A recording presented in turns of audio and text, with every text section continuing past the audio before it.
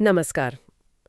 आज हम 26 जून 2025 को भारतीय शेयर बाजार में जो वो एक जबरदस्त तेजी आई थी उस पर बात करेंगे। हाँ, वो काफी बड़ा मूव था। सेंसेक्स निफ्टी दोनों ही काफी ऊपर गए थे।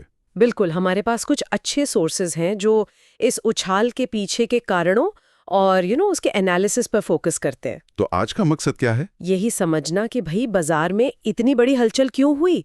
सेंसेक्स जैसा आपने कहा करीब 750 अंक चढ़ा और निफ्टी 50 भी वो भी कोई 225 अंक बढ़कर एक नई ऊंचाई पर पहुंच गया। हाँ, रिकॉर्ड लेवल्स। तो चलिए देखते हैं कि ये सब कैसे हुआ, क्या वजहें थीं। देखिए, जैसा कि सोर्सेज भी बताते हैं, दिलचस्प बात यह है कि ये तेजी किसी एक सिंगल कारण से नहीं आई। ऐसा नहीं था कि बस एक ट्रिगर था। अच्छा। हाँ, मतलब कई सारी पॉजिटिव चीजें एक साथ हो गईं। एक तरह का संगम था फैक्टर्स का। ओके, तो सबसे बड़ा फैक्टर क्या माना जा रहा है? सोर्सेज इशारा कर रहे हैं विदेशी संस्थागत निवेशकों मतलब FIIs की तरफ। बिल्कुल, FIIs की भारी खरीदारी एक बहुत बड़ा, शायद सबसे बड़ा इमीडिएट ट्रिगर था। आंकड़ा भी काफी बड़ा था, करीब 6,800 करोड़ का नेट इन्वेस्टमेंट, है ना? हाँ, बिल्कुल सही। ये काफी सिग्निफिकेंट फ्लो था एक दिन के हिसाब से। तो सवाल ये उठता है कि अचानक इतना पैसा क्यों आया, मतलब FIIs क्यों इतने बुलिश हो गए? इसके पीछे, जैसा मैंने कहा, मल्टीपल लेयर्स हैं। एक तो ग्लोबल लेवल पर जो मंदी की थोड़ी चिंताएं थीं, वो कुछ कम होती दिखी। शायद कुछ डेटा पॉइंट्स ऐसे आए होंगे।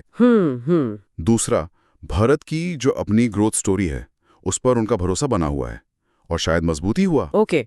और फिर एक और चीज हुई, डॉलर के मुकाबले रुपया थोड़ा मजबूत हुआ उस दौरान। तो जब रुपया मजबूत होता है तो फॉरेन इन्वेस्टर्स के लिए भारत में इन्वेस्ट करना और आकर्षक हो जाता है। उनके रिटर्न्स डॉलर टर्म्स में बेहतर दिखते हैं। अच्छा, तो ये करेंसी वाला एंगल भी था। ठीक है, तो ग्लोबल माहौल सुधरा, इंडिया स्टोरी पर भरोसा और रुपए की मजबूती। हाँ, ये सब मिलकर FIS को खींच लाया। लेकिन ये तो हुई बाहर की बात, घरेलू मोर्चे पर भी कुछ चल रहा था क्या? सोर्सेज इशारा कर रहे हैं सरकार की कुछ घोषणाओं की तरफ भी। हाँ, बिल्कुल। सरकार ने इंफ्रास्ट्रक्चर और खासतौर पर ग्रीन एनर्जी, इस सेक्टर के लिए कुछ नए इंसेंटिव पैकेज अनाउंस किए। अच्छा, इंफ्रा और ग्रीन एनर्जी। हाँ, और ये सिर्फ घोषणाएं नहीं थीं, बाजार ने इन्हें काफी सीरियसली लिया। ऐसा लगा कि सरकार का फोकस इन सेक्टर्स पर वाकई बढ़ रहा है। तो इसका असर किन शेयरों पर दिखा? इसका सीधा असर दिखा रिलायंस इंडस्ट्रीज पर, अदानी ग्रीन पर, लार्सन एंड टुब्रो यानी LNT जैसे स्टॉक्स पर।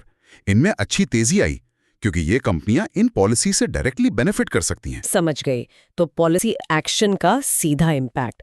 अच्छा, एक और ग्लोबल फैक्टर का जिक्र है सोर्सेज में, कच्चे तेल की कीमतें वो गिरी थी। हाँ, कच्चे तेल की कीमतों में नरमी आई थी और ये भारत जैसी इकोनॉमी के लिए, जो अपनी जरूरत का ज्यादातर तेल इंपोर्ट करती है, हमेशा एक पॉजिटिव साइन होता है। सही बात है। इससे जो हमारी ऑयल मार्केटिंग कंपनियां हैं, BPCL, HPCL, इंडियन ऑयल, इनको एक तरह से राहत मिलती है। उम्मीद बढ़ जाती है कि इनकी लागत कम होगी। तो उनके शेयर्स भी चढ़े होंगे। जी हाँ, उनके शेयरों में भी अच्छा उछाल देखने को मिला। ओके, तो हमने देख लिया FII फ्लो, सरकारी पॉलिसी, क्रूड ऑयल प्राइस। लेकिन सोर्सेज एक और एंगल बता रहे हैं, वो है कंपनियों के आने वाले तिमाही नतीजे, Q1 रिजल्ट्स। एग्जैक्टली। उस समय कंपनियां अप्रैल-जून तिमाही यानी Q1 के रिजल्ट्स अनाउंस करने वाली थी और बाजार में एक उम्मीद, एक एक्सपेक्टेशन बन रही थी कि कुछ सेक्टर्स खास तौर पर अच्छा परफॉर्म करेंगे। कौन से सेक्टर्स? मेनली ऑटोमोबाइल, बैंकिंग और फार्मा। इन सेक्टर्स से अच्छी ग्रोथ की उम्मीद थी। तो नतीजों से पहले ही इस उम्मीद में भी कुछ खरीदारी हुई। इसे आप प्री रिजल्ट रैली का हिस्सा कह सकते हैं। अच्छा, ये भी एक फैक्टर था। तो अगर हम सेक्टरल परफॉर्मेंस की बात करें, कौन सबसे आगे रहा उस दिन? ओवरऑल तो मार्केट हरा था। हाँ, लगभग सभी सेक्टर्स पॉजिटिव थे, लेकिन कुछ सेक्टर्स में तेजी ज्यादा थी। जैसे बैंकिंग इंडेक्स करीब 2.5% ऊपर था। ऑटोमोबाइल इंडेक्स में तो 3.1% की बढ़त थी। ओहो, ऑटो में काफी। ग्रीन एनर्जी स्टॉक्स का तो कहना ही क्या, एवरेज में वो 4.2% ऊपर थे। मेटल्स भी करीब 2% चढ़े थे। और बड़े नाम कौन से थे जो लीड कर रहे थे? जैसा सोर्सेज में मेंशन है, HDFC bank, Tata Motors, Adani green जैसे हैवी वेट्स ने इस रैली में अहम भूमिका निभाई। मतलब लीडरशिप कुछ चुनिंदा नामों से आ रही थी। तो इन सब बातों का निचोड़ क्या निकलता है? मतलब इन्वेस्टर्स के लिए क्या टेक अवे है?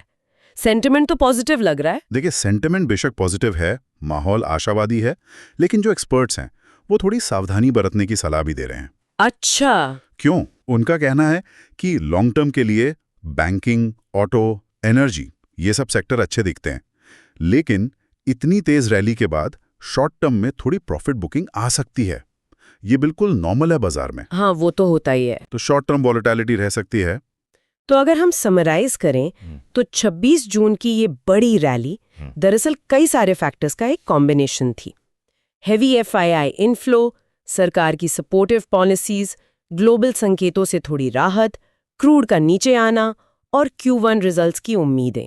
बिल्कुल सही। इन सब ने मिलकर इन्वेस्टर्स का कॉन्फिडेंस बढ़ाया और बाजार ने इतना बड़ा मूव दिखाया। एक तरह से सब कुछ सही जगह पर आ गया उस दिन।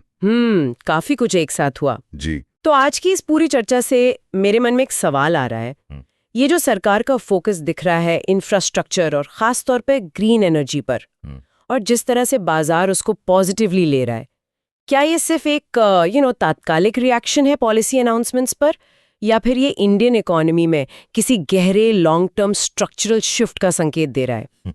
सोचने वाली बात है। हाँ, ये एक बहुत वैलिड पॉइंट है। इस पर जरूर गौर करना चाहिए कि ये शॉर्ट टर्म उत्साह है या लॉन्ग टर्म ट्रेंड की शुरुआत।